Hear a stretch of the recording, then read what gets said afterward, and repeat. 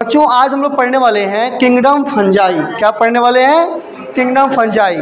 देखो बच्चों, plant category से रिलेटेड एक प्रकार ये जो फंजाई होते हैं एक अलग ऑर्गेनिजम्स होते हैं जो प्लांट कैटेगरी से मिलते जुलते हैं, लेकिन उनसे डिफरेंट होते हैं। इसलिए डिफरेंट होते हैं क्योंकि ये ऑटोट्रॉपिक न्यूट्रिशन नहीं कर पाते, मतलब स्वपोषी पोषण नहीं कर पाते। अपने आप भोजन ये सूर्य के प्रकाश से अपना भोजन नहीं बना पाते हैं। इसीलिए इस प्रकार के ऑर्गेनिजम्स को फंजाई कैटेगरी में डाल दिया गया है। आप देख सकते हैं कि ये आपने जरूर ऐसा देखा होगा, ठीक है, कहीं ना कहीं सड़े गले हुए पदार्थों पे छत्ते जैसे उगे हुए ऐसे कवक आपने देखे होंगे।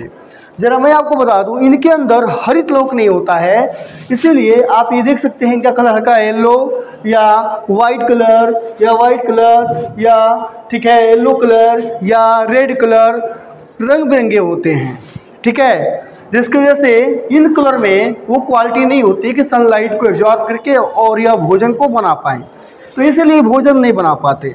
और ये देखा जाए तो ये जो जीवन जीते हैं, मृत जीवी जीवन जीते हैं, परजीवी जीवन जीते हैं और ठीक है सहजीवी जीवन भी जीते हैं।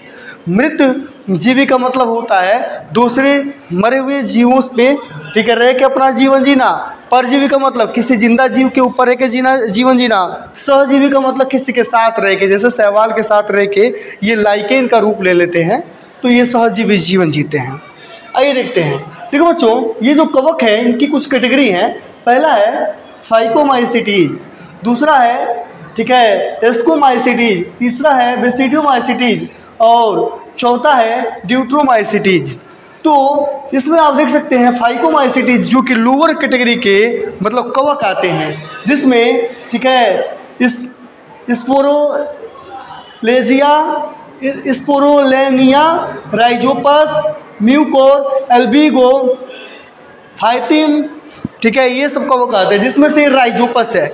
आपने रोटी के ऊपर कभी ठीक है ब्राउन कलर का कुछ फफूद पकड़े हुए देखा होगा, या जो ब्रेड आता है उस पर देखा होगा, वो राइजोपस होता है और ये मृत जीवी होता है। कभी रोटी देखा है आपने? रोटी पे कभी फफूद पकड़े नहीं देखा है? 2-4 दिन रोटी पुरानी अगर वैसे घर पे छोड़ दो तो फफूद पकड़ लेते हैं, वो राइजोपस होते हैं जो आपके रोटी को सड़ा रहे होते हैं और उसे अपना न्यूट्रिशन ले रहे होते हैं। ये एक्सटर्नल एंजाइम छोड़ते हैं।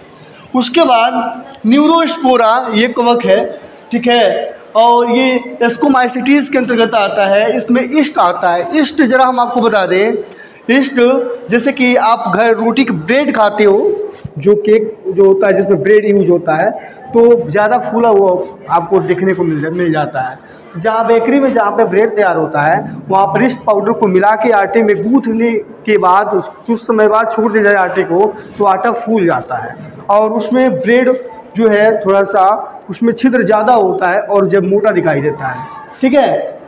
तो ये ईस्ट के माध्यम से होता है। ईस्ट से अल्कोहल भी बनता है। उसके बाद एस्परजिलस होते हैं जो गीले कपड़ों में ठीक है अगर टांग दिया जाए घर के अंदर और धूप ना मिले, लंबे समय तक सूखने के लिए छोड़ दिया जाए, तो उस पर ब्राउन कलर का कपड़ों के रेशों पे पकड़ लेता है, वो एस्परजिलस होता है। पेनिसिलियम नोटेटम नाम के कवक से अलेक्जेंडर फ्लेमिंग ने ठीक है पेनिसिलिन नाम की दवा बनाई थी जो कि बैक्टीरिया के ग्रोथ को रोकता है, ठीक है। उसके बाद न्यूरोस्पोरा यहाँ पे दे दिया है। और उसके बाद ये पेजाइजा होता है। पेजाइजा जो होता है गोबर की जो खाद होती है ना, उस पर कटोरी की तरह ये ग्रो करता है पेजाइजा। उसके बाद बेसिडियोमाइसिटीज में ये आपने छत्ते जैसा उगा हुआ ठीक है मशरूम देखा होगा, ये सब पाया जाता है। जैसे एग्रीकस हो गया, ठीक है, ये एग्रीकस है आपका, ठीक है, उसमें होता है जो मशरूम जिसकी सब्जी बनती है।